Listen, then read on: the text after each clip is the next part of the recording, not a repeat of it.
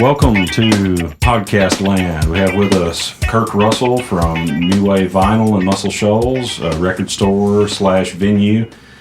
He is the store manager and a local musician. You play, I just found out just now that you play mandolin. Apparently, yes. But guitar is your primary instrument, right? Correct. Yeah, mandolin on a Fiddleworms record, actually, too. Oh, really? Yeah, Didn't know that. I played on a... Which record? See the Light. Oh. Yeah. I love that record, man. Played on a track called Minor Hill, I believe. Yeah. Oh, wow. Yeah. Yeah, if you don't know who the Fiddleworms are, yeah, shame on you. Local band, Muscle Shoals, they're just a great band. Check them out.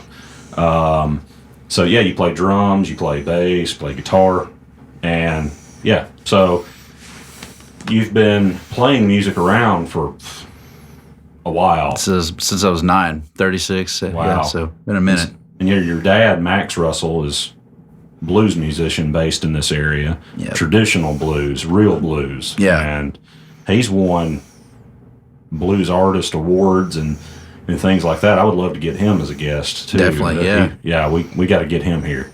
Sure, he'd be glad to do it. Yeah, that'd be a real interesting conversation. Oh yeah. Yeah, he's a great guy too. He's a trip. Love the guy. So, yeah, question I would love to ask about records. So let's talk vinyl. Let's get geeky. Dweeb out. Let's do it. So why is vinyl awesome?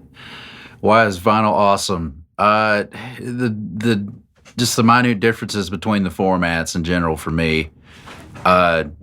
When I've always told people with vinyl, when you're listening to a record, it's like having a conversation in general, like me and you right now currently. Oh wow, I never it's thought of it that way. Well, it's analog. It's analog reproduction. It's the really honestly in my eyes and well in my ears, it's the truest sound you need. With digital, it's real harsh and it serves its purpose to get music out there and not really knocking the format at all because all formats have their own pluses and negatives. But vinyl's just really been, for me personally, been the way to go. I love it. So I've never thought about it being a conversation. Music is a conversation. Yeah, it's unspoken. You're playing. Yeah, there's things you can say with a musical instrument from your soul and from yourself. Right. Especially, guitar is my main instrument, and so speaking as two guitar players, it's like I feel like I can be so much more expressive with one note than I could ever be with whatever I could say vocally.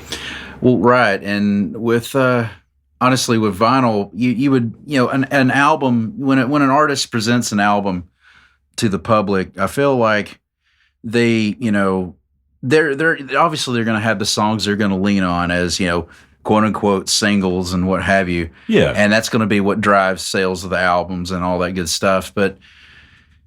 Initially, there's a roadmap for a record where people don't some people get it to where you've got something to convey with you're telling a story, you're trying to present a concept or what have you, and translating that concept via the format, it just seems like the truest way to go about it. If you're it's warts and all.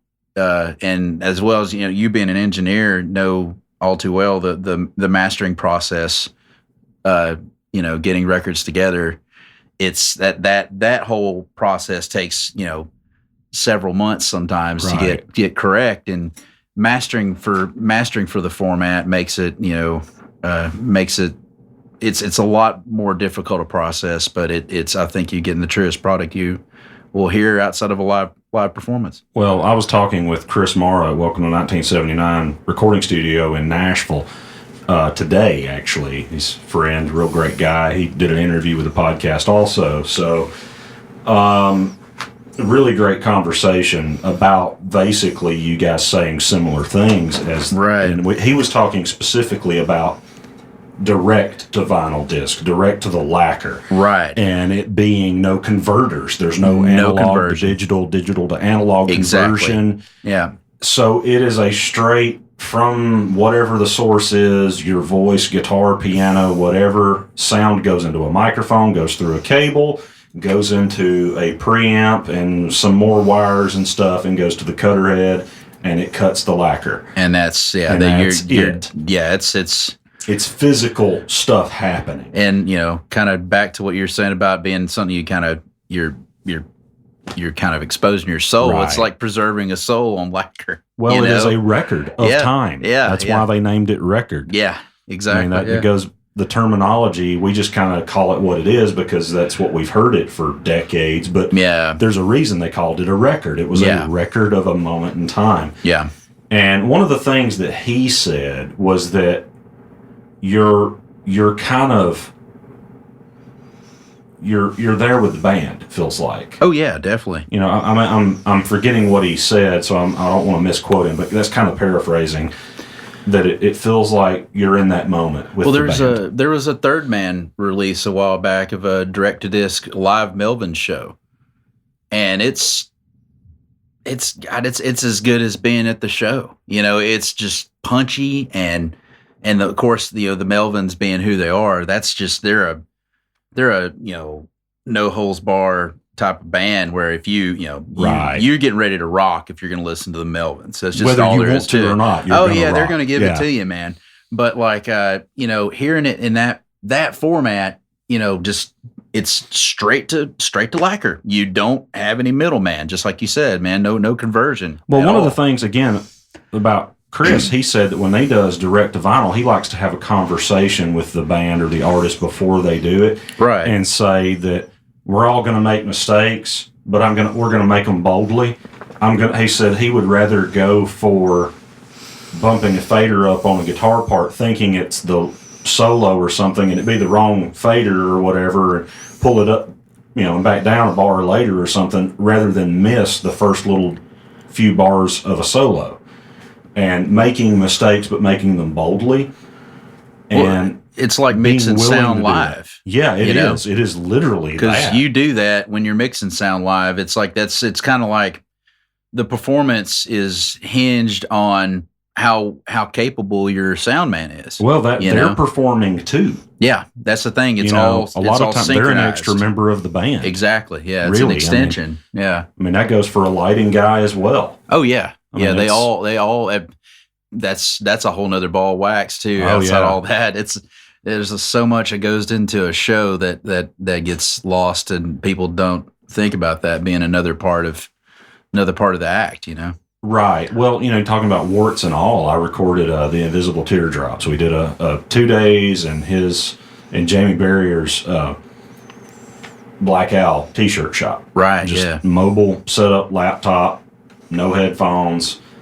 We recorded 2 days, and I came back to my studio and mixed it and sent it to mastering, and he put it on vinyl, and they went to tour to Japan. Yeah, they just got back. Yeah, and it's cool. It's very, very, very garage, rock, skater, punk, that thing. But it was kind of difficult to record because I come from, well, let's get it right. Let's redo that. Let's do playlists of vocals. Let's do another take. Right. And you had to be ready to go because the first take or two, most of the time, was what they wanted because they wanted the rawness and the spontaneity and the mistakes. That's part of that thing. It's authentic because it includes all of that. And I think their fan base really appreciates that thing. Right. So it's a different thing altogether. So, but aside from the lo-fi, not necessarily lo-fi, but people being willing to leave the warts and the mistakes in there. Limited fidelity, probably. Yeah, that's more of a Right. Another side of the coin is extremely hi-fi vinyl. Pristine recordings. I mean, we think of stuff like, I don't know, what's your favorite Led Zeppelin record? Favorite Led Zeppelin? That's Led Zeppelin 3, always. Yeah. Air Pounded. Love that. Yeah. So it's kind of hard to, you can't leave out 4. You can't leave out any of their records, but that one's a great one. That one's I've always been attached to that. That's embryonic attachment. That's like favorite Beatles record. Favorite Beatles record. Oh gosh, see that's where I hit a roadblock. Man, if I gotta say Revolver. Ooh. I have to say Revolver. But Songwriting? writing, production, it was like Tomorrow Never Knows being a window to the next few albums. Yeah. There's so much that I mean, it's crazy because that tune could have fit on any of their later That's true. recordings. I never thought about that. Well, Revolver and Rubber Soul got me into the Beatles. And they're again, those two records. Those two are, for me, I can't listen to one without the other. Right. Nowadays. To me, they're like one album. But really, the thing about it is the versions that I have, I've got a Rainbow Label mono press. I don't believe it's a first press. It's somewhere. It's an early one, but I'd have to really go back and double check. But of Rubber Soul, and then I've got a stereo Revolver that I know is a first press.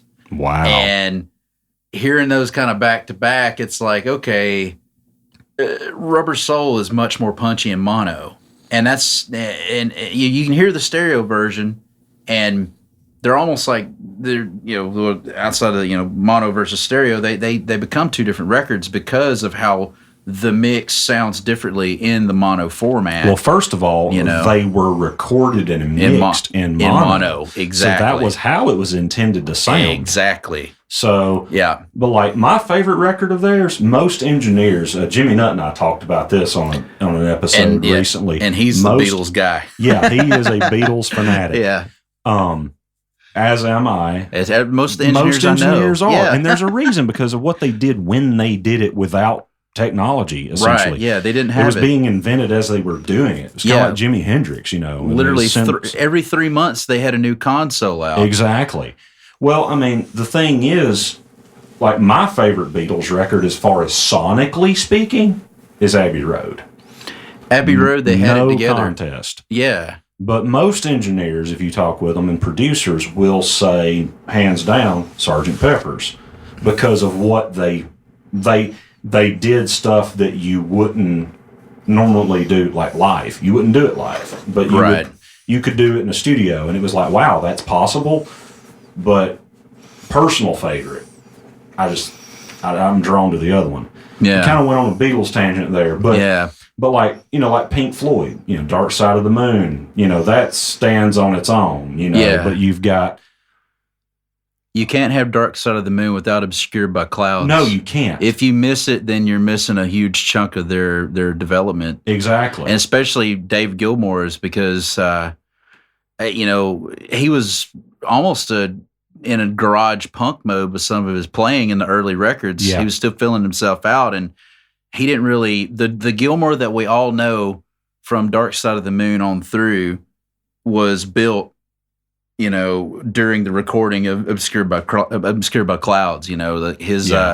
There's Free For is my favorite off that record, and it almost sounds like something that it's almost like Bon Scott heard it and said, "Hey guys, I've got the sound for you. Let's listen to this," because it sounds like an AC/DC riff. The solo sounds like an AC/DC solo, but it's Floyd, Yeah. But you can't have that. You can't have a landmark like that without having one that's kind of a little edgier, that kind of shoves them into that mode of thought for that record. But that one still stands as one of the greatest, if not the greatest selling record of all time. It has to be on up there because it's stayed on the charts for years and years and years and years. Oh yeah, it's one. Everybody has a copy or has owned a copy. And I mean, like those records, we are extremely hi-fi and landmarks of what we do. But like new records that are coming out, even right. Coldplay a few years ago did. What was the one that came out that had the really cool artwork on it? Yeah, man. There's a lot of syrupy strings Brian Eno produced. Yes, and I was. Anyway, I'm a big Coldplay fan too, but all you Coldplay fans, Viva La Vida. Yes, that's it. Yeah. Sorry, I had to roll that in my brain for a minute. I can't believe I forgot that. That's not my favorite record of theirs, though. X and Y or Rush of the Blood to the Head are probably. I'd say X and Y was. Yeah, songwriting is phenomenal, man. But as far as production and high fidelity, man, listening to that on vinyl. Fleet Foxes The one that freaking got stuff like that, listening to it on vinyl. When speaking of It's strings so and amazing. stuff, the one that had strings that came out recently just caught me between the ears instantly was Moonshaped Pool Radiohead. Oh, yes. The string arrangements on that are so I don't lush. think that got its due. I don't think it got the notoriety it should one of have. their best albums. It really is. I would go so far as to say it's nudged my favorites out of the way for the time being, because I've not listened to Kid A or OK Computer in months, but I've been spinning Moonshaped Pool on religiously, dude, all the time. Yeah. Okay, that kind of trips me out because it's weird. I haven't listened to that enough. Well, my thing with this is I'm not, being a musician that leans on guitar a lot. I don't really. You'd think I'd go for more guitar oriented stuff, and that one's got some licks here and there, but it's real, downbeat, lots of strings and just real. It's like watching the waves roll back, and just hearing listening for water sounds and stuff. Okay, I like the record. I'm going to go as soon as I get in the car and listen to it on the way home, and probably drive around for a while and listen, because it's a driving record for sure. It's definitely one. That's kind of like, that's one of the reasons why I like some of those are some of my favorite records. I love music you can drive to, like Pearl Jam. I can drive all day long with listening to Pearl Jam. Yeah, 10 for sure. Yeah, it's driving music. In fact, he's got a lot of songs written about driving in your car. Yeah, he's a bit of I think he's a bit of a speed demon too. It's either surfing or surfing or driving fast cars. Yeah. Yeah. But all of that, we just spent a little while talking about some of our favorite records. Music, yeah. But the reverence that we hold them is, to me, amazing. And do you see that when people come in the record store or when they leave, if it's something that they're coming in, you've got customers coming in that have all sorts of things that they're looking for. You'll have your ones that just want to come in and browse. You'll have folks that come in particular looking for albums that that have dropped, or stuff that they're really, really wanting for the format. And I think people are starting to get back into having the excitement of having the tangible product in their hand, as opposed to clicking on a computer and downloading a high kilobit MP3. Which I gotta say, as an engineer and producer and audio nerd, MP3s sound like garbage, but I love the convenience of them. The convenience. That's what we're purchasing, is the convenience. And something else I've noticed with a few artists here lately, they offer either MP3 or Queens of the Stone Age, Villains, was offered with a high, lossless FLAC. Really? Yes, there's a version with lossless FLAC. And, with hard drive space being so cheap now, there's not really a reason not to get it. Yeah. It's really not. Yeah. If you think about it, you're shrinking the file size of a song down to, I may be wrong about this, but so don't anybody quote me on this, but I read somewhere, and I think I'm right, that it was like 13%. I believe so. The audio that you actually get quality-wise in an MP3 versus the actual what you would hear in the recording studio. The thing about FLAC, if you can convert it to standard wave and it's lossless. You don't have the lossy format issues with MP3. MP3s kind of sound pixelated to me. It's like if sound. Well, it's because it is. You can hear the square waves. Yeah, square waves are all over the place. But the thing is, some are worse than others. But if you know what you're listening for, you can hear it. You can hear it, and it affects. It really affects acoustic instruments directly. But the thing is, with people coming in and looking for stuff nowadays, they're trying to hook the market from a different angle with providing the downloads, because they really having the downloads at your fingertips to put out there with your records really is costless to a point nowadays. I mean, well, once you put it out there, all you have to do is maintain it. Maintain it, yeah, that's it. And you're not so having to deal with, oh, I pressed X number of CDs or records and they're sitting in a warehouse. Right. It's it's kind of and having those options though. I think that's something that's hooking the younger buyers in right now too. That's how I buy records. They want to have it vinyl and hope it's got a download. Hope it's got a download, right? Because I would rather give $20, $25 for a record or whatever the price of the record is, and get a download too, rather than buy a CD for $15, right? And just have the CD. Yeah. Well, and then also too how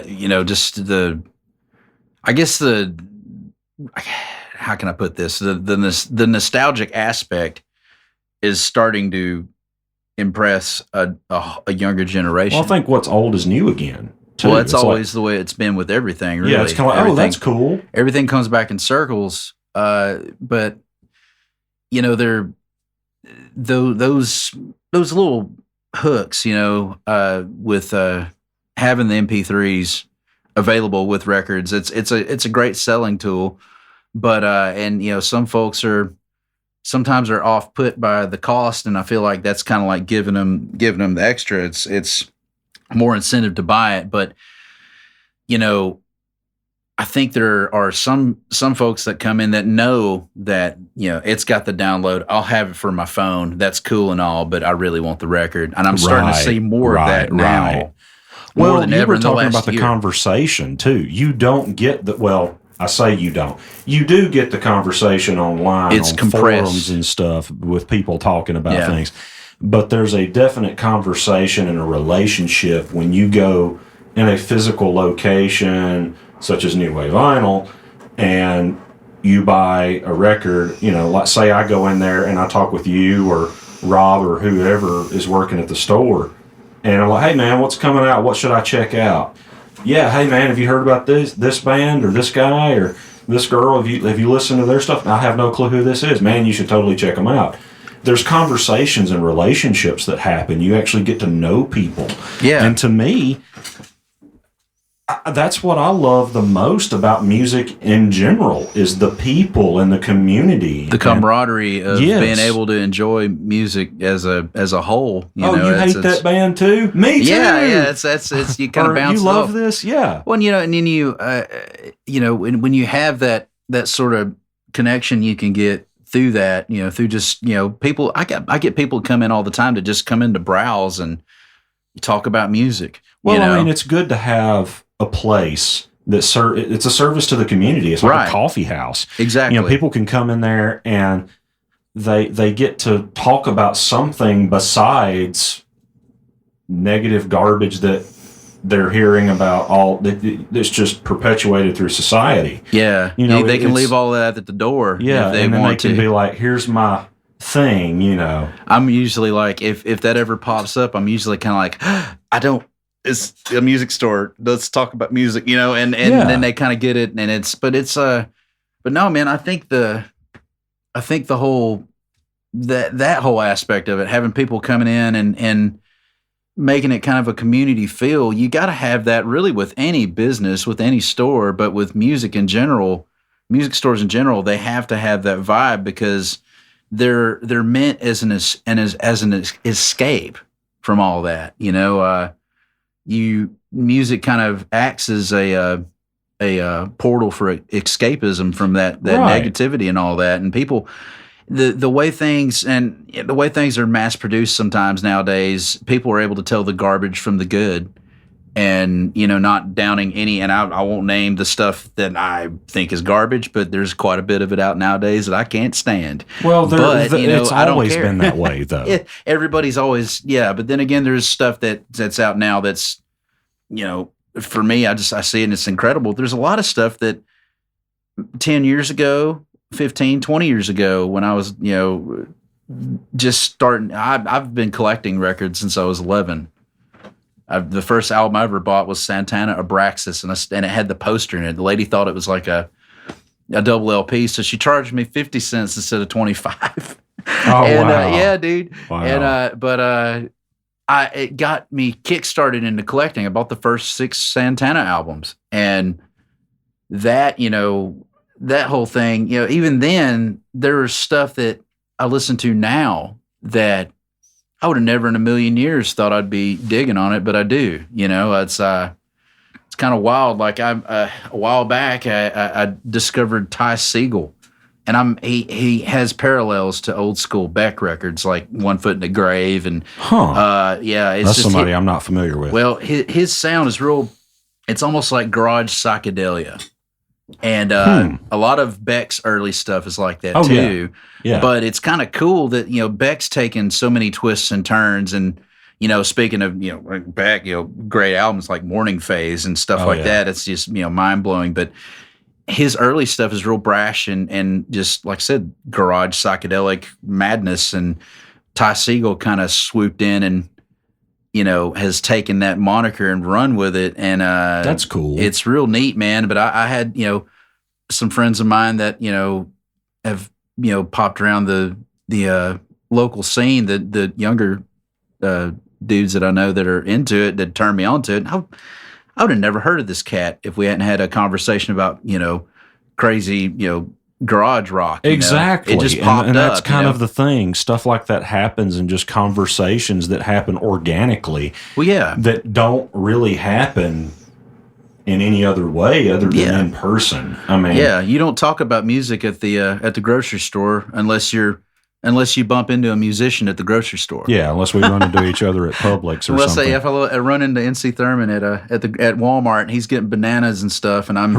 there getting produce too. He's like, "Hey man, you gigging this weekend?" Right. But no, with music stores and record stores in general, they act as a divining rod for that to spark, because you got to have it. I mean, music people are on that same level as people that are into sports real heavy and stuff like that. And just there's all sorts of avenues that people it's when they get passionate about it, it supersedes being a hobby.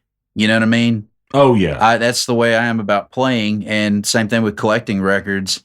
As opposed to the fella that or as in comparison to the fella rather that would be all about football and collecting trophies and placards and stuff like that and wearing the team colors and all that. Yeah, it's whatever you're passionate about. I mean, if you're passionate about playing golf, you're going to know about every aspect of it, you're upside down, backwards, different kinds of grass and different what putter to use where. And you've got to have, but the thing is, you got to have, you don't necessarily have to have central locations to spark a conversation like that, but it really helps.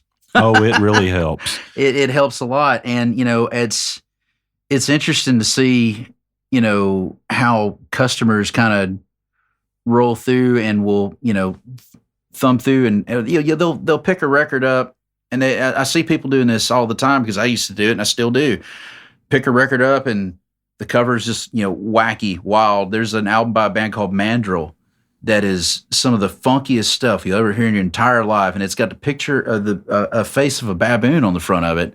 And this, mandrels over the top and this real psychedelic bubble letters. And, you pull that up and we wouldn't think, it's like, what is this? I have to buy this just for the cover, I'm starting to see people do that now with new records. They'll pick it up and go, this is wild.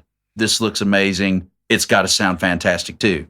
Huh. Well, yeah, I mean, there's a reason we say don't judge a book by its cover because we do. Yeah, but a lot of people do. So I guess there's been more emphasis on album art since vinyl's kind of had a resurgence too. Well, and since the format's taken flight again with all that, I think people are realizing the limitations of the digital format as well as the artwork.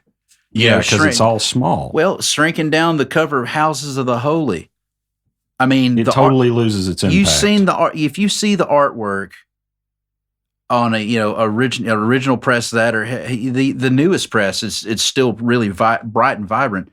But if you see it in a CD jacket, it's it's not necessarily as bright, but it's all the print's smaller and all that, and it's just kind of like, the aha, or the surprise is taken out of the context art makes of the album. A statement just like the music does. Right. So when it's shrunk down, it doesn't make as bold of a statement.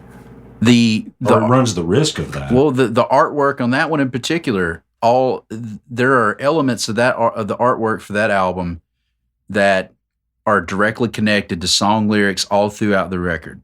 Right. And there's intention behind the art on the album. And I feel like with digital media, you lose it. You get it, but you don't. You don't. Exactly. And then having it, it's almost like the size of an LP jacket is the perfect format for mind-blowing art like that. Well, what you did with CDs, right?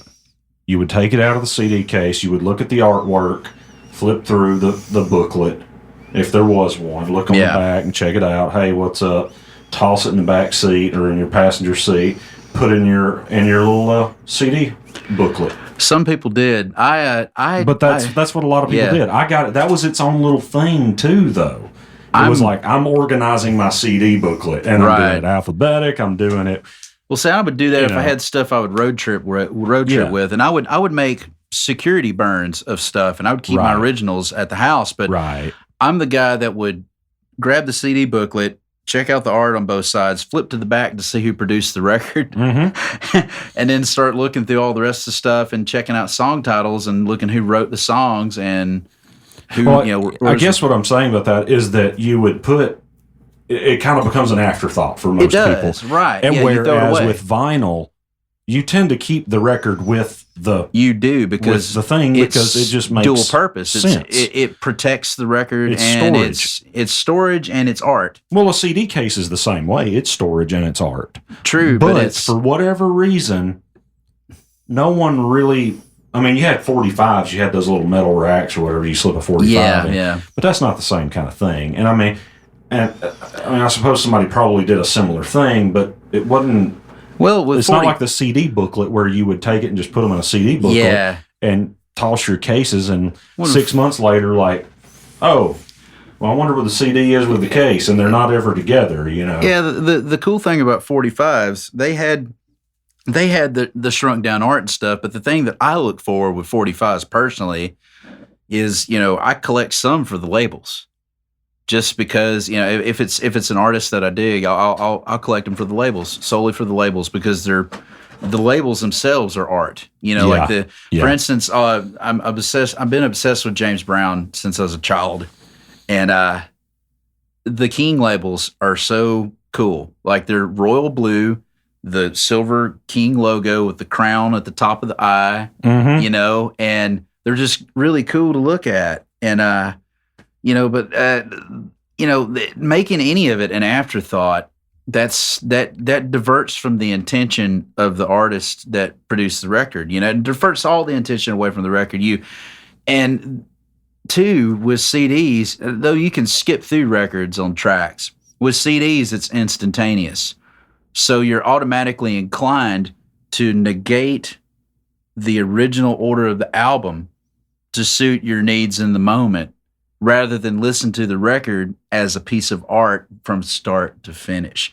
And records tend to give you more, more patience with it. You have to have patience to flip, Well, you also have to take care of it. Yeah. Oh, there's several. You don't just flippantly. You don't. There's a process. There's a huge process to it. It is, and part of the process is a little bit ritualistic too. It's very ritualistic. And it's we offer vacuum cleaning up at the shop, and when I worked at Pegasus, we did it too. And the VPI vacuum cleaning is the way to do it. And then keeping your LPs clean helps preserve your stylus. It helps preserve the records, and it keeps the grooves from getting wore down. You have to in turn, you can hang on to your first Santana record you bought when you were 11.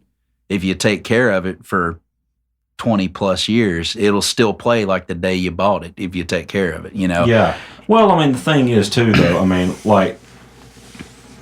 I feel very strongly, being in the recording studio world, that when a band knows they're going to put it on vinyl, they approach the recording process differently.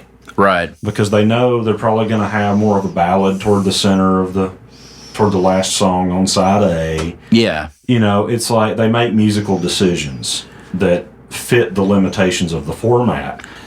And they're like, we're going to have 8 or 9 songs, or we're going to be forced to do a double LP.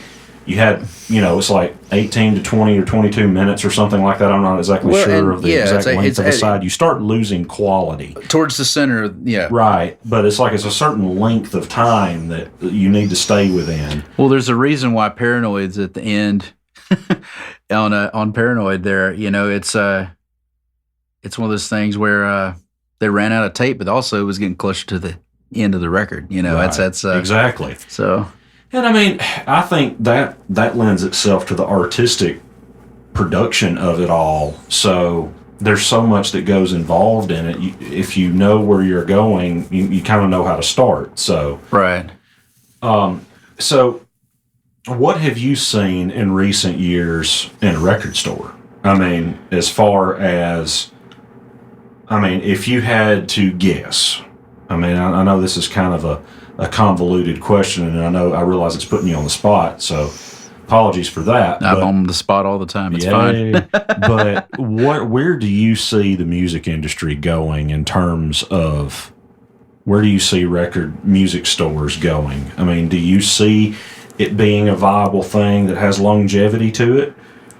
Do you see it being something that the record industry is kind of making a turn away from some of the things that haven't been working and maybe trying to figure things out?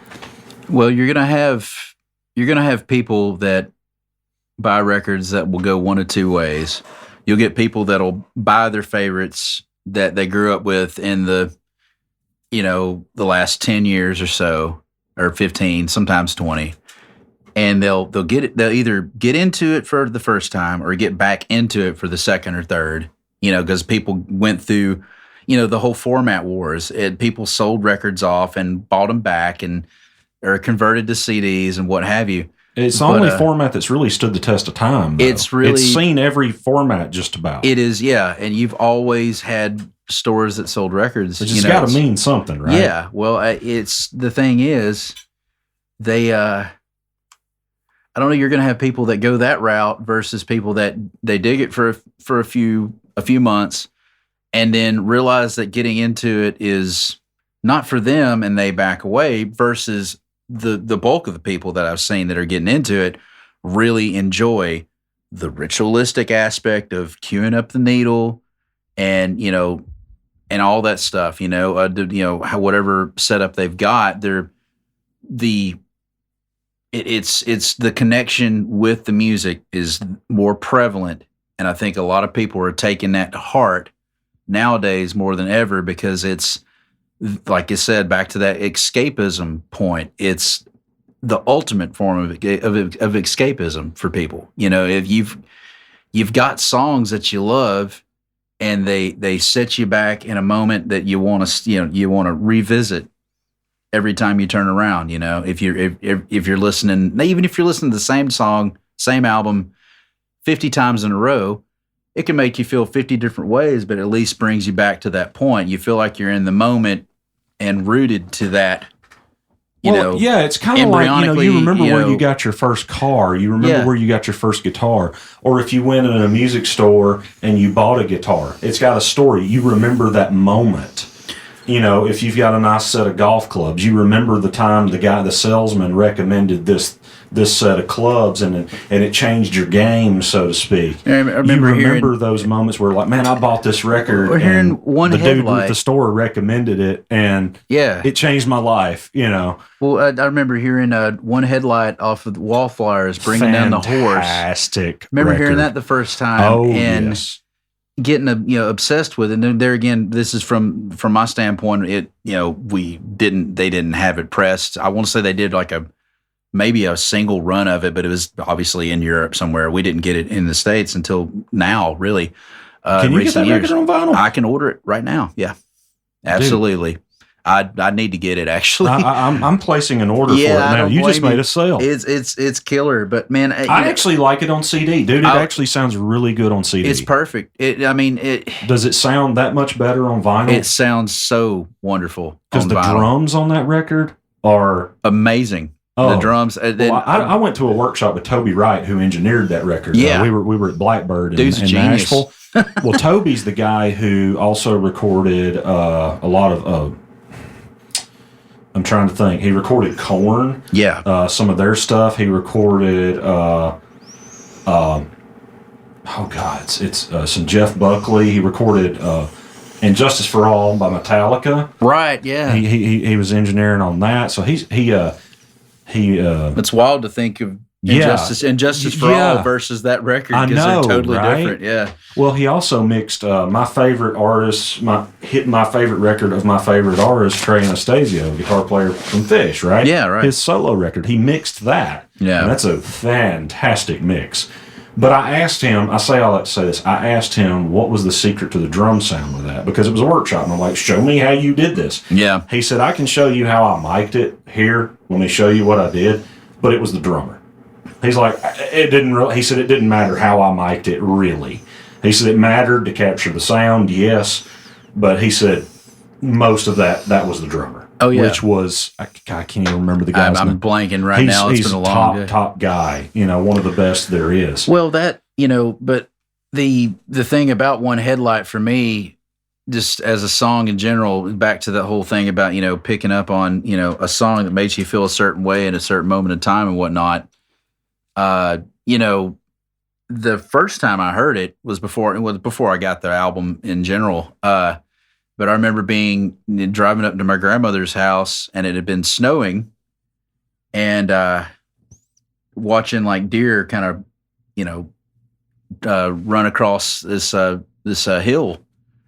Driving up to her house, man, and it's one of those things where having that song cut on, on my record player, on listening to the CD or hearing it on the radio or whatever.